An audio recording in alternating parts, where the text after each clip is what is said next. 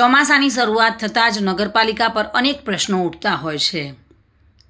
જાફરાબાદ નગરપાલિકાની pre monsoon કામગીરી પર પ્રશ્નો ઉઠ્યા છે।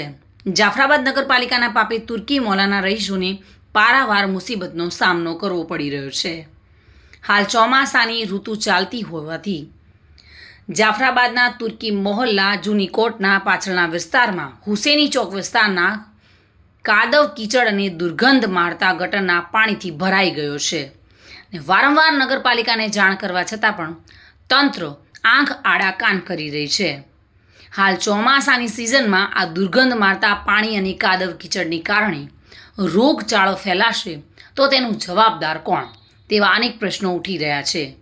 આગામી દિવસોમાં મોહરમ તહેવાર આવતા અહીંના રહીશો દ્વારા સાફ સફાઈની માંગ કરવામાં આવી છે।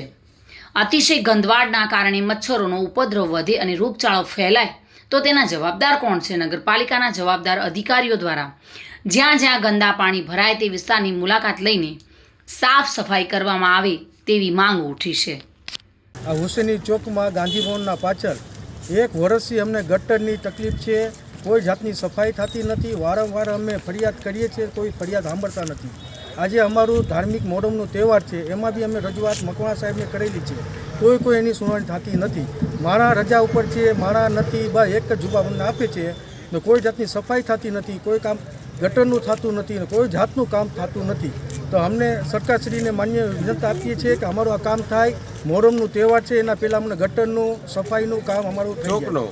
હુસેની ચોક, જાફરાબાદ, તુર્કી મોહલ્લા। દાઉદ કુરેશી, તુર્કી સમાજના પટેલ।